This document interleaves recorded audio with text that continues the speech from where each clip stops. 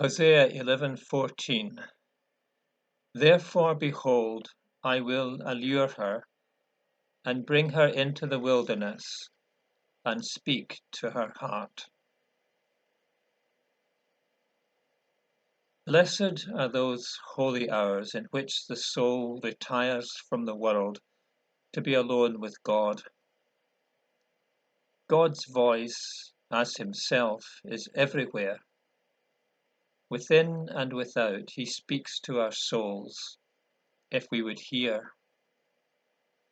Only the din of the world, or the tumult of our own hearts, deafens our inward ear to it.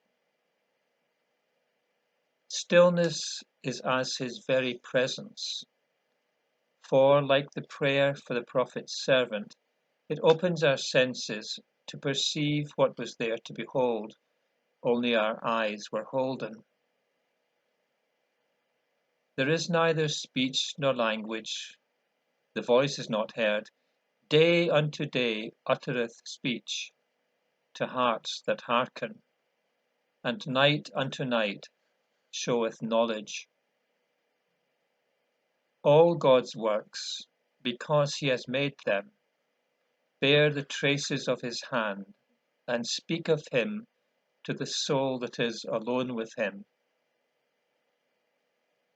All works of man, directed or overruled by his providence, everything good or bad, speaks of his presence or his absence. But chiefly in the inmost soul he speaks, because there he dwells.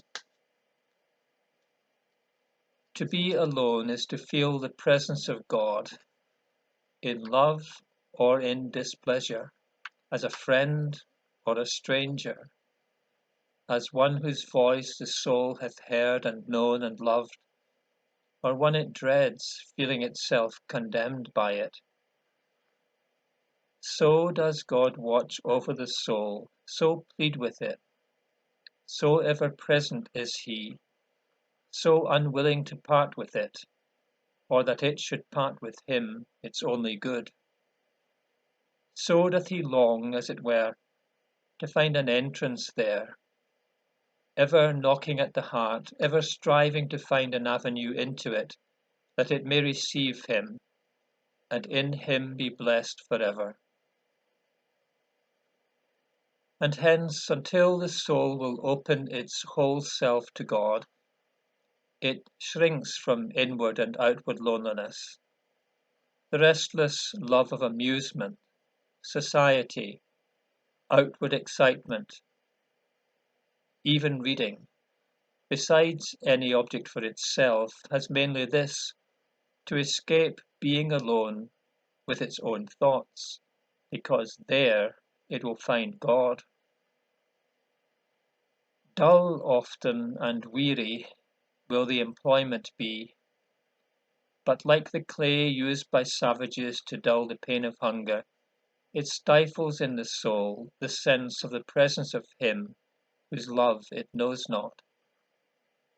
And therefore doth God so often create in the soul a still more awful loneliness, rending from it that in which its very being hung, that at length it may learn to live alone with God, when all it loved with God is withdrawn from sight.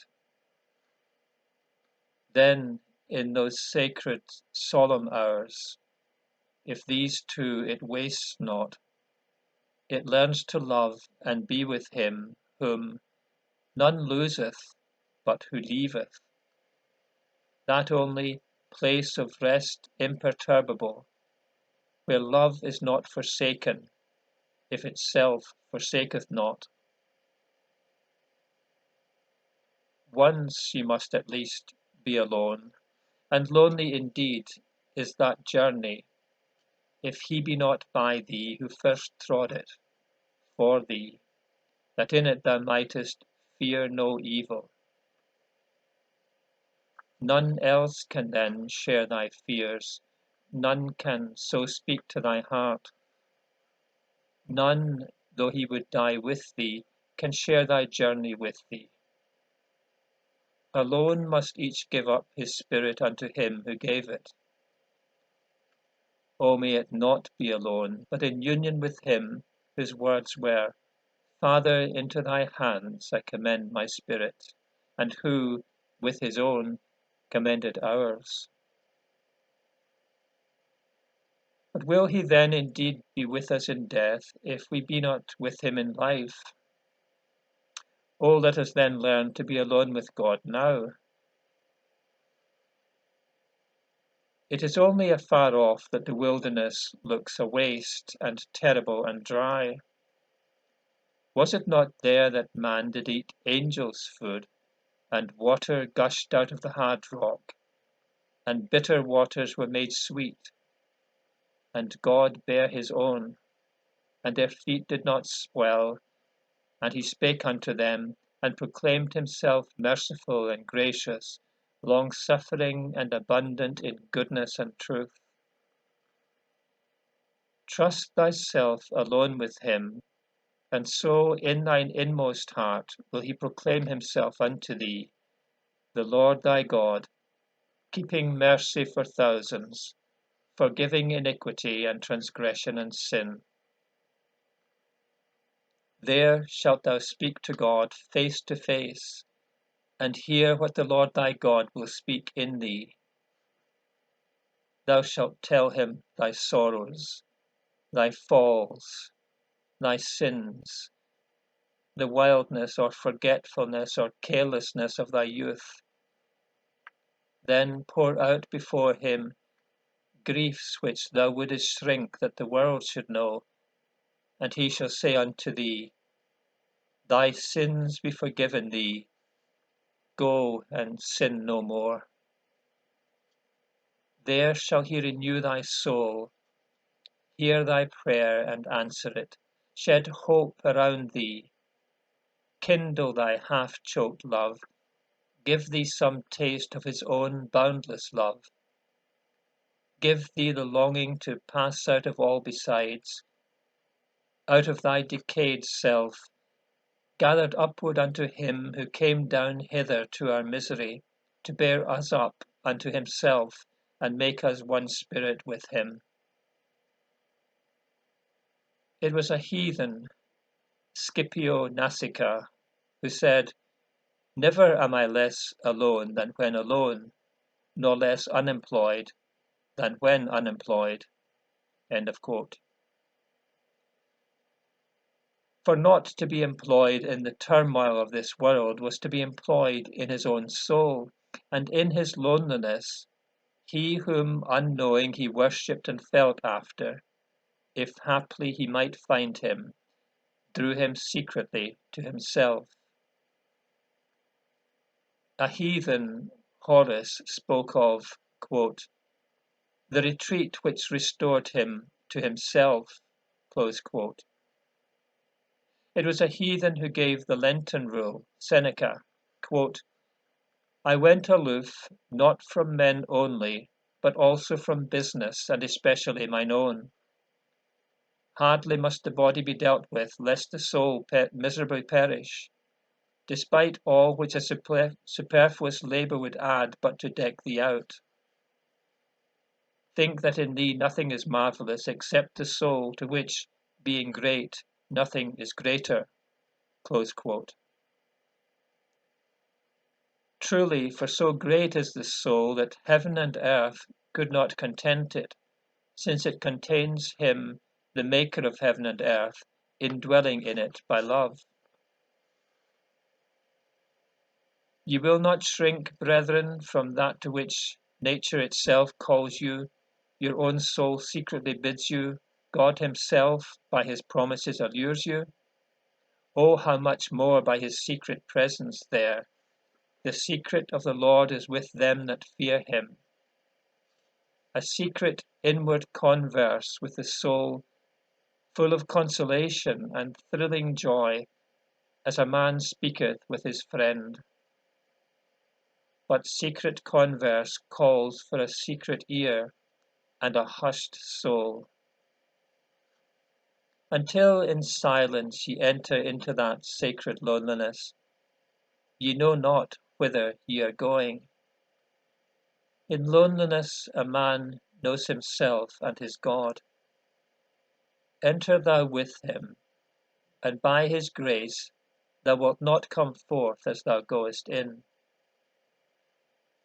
As thou wouldest not in a tempest be tossed about without compass, neither sun nor stars appearing, so trust thyself no longer to the sea of this troublesome world, not knowing whether thou art indeed year by year reaching nearer towards the haven where thou wouldst be. As thou wouldst not leave thy worldly affairs unexamined, lest they go to ruin, be as faithful with thy soul. If thou hast not yet, review once, under the eye of God, thy life as a whole, and see whither it has been and is tending. Bear in the presence of God to know thyself. Then seek to know for what God sent thee into this world, how thou hast fulfilled it. Art thou yet what God willed thee to be? What yet lacketh unto thee? What is God's will for thee now? What chiefly hinders thee from inward peace?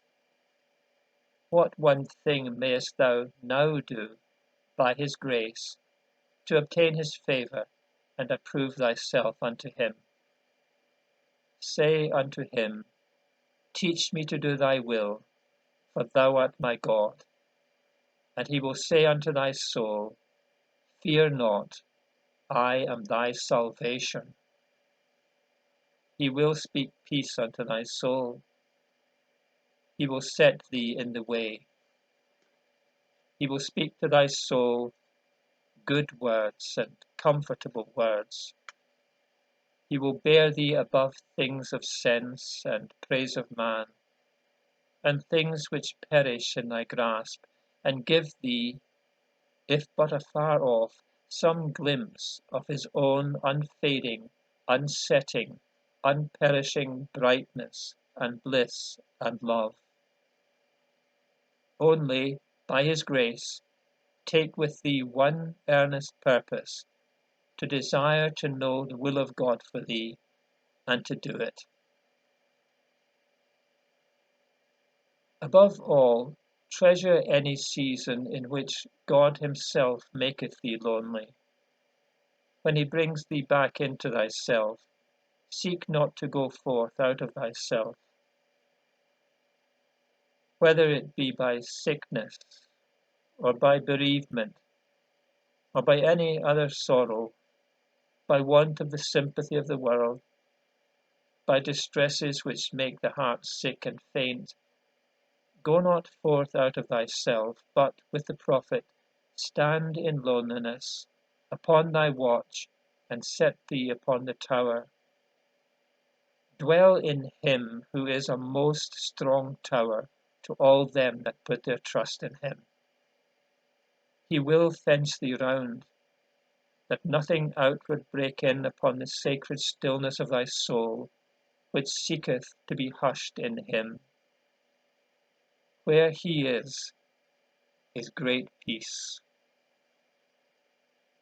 Learn to commune with him in stillness, and he whom thou hast sought in stillness will be with thee when thou goest abroad. Go not abroad out of thyself, and he will not depart from thee. He cometh not to us to leave us, if we would detain him with us.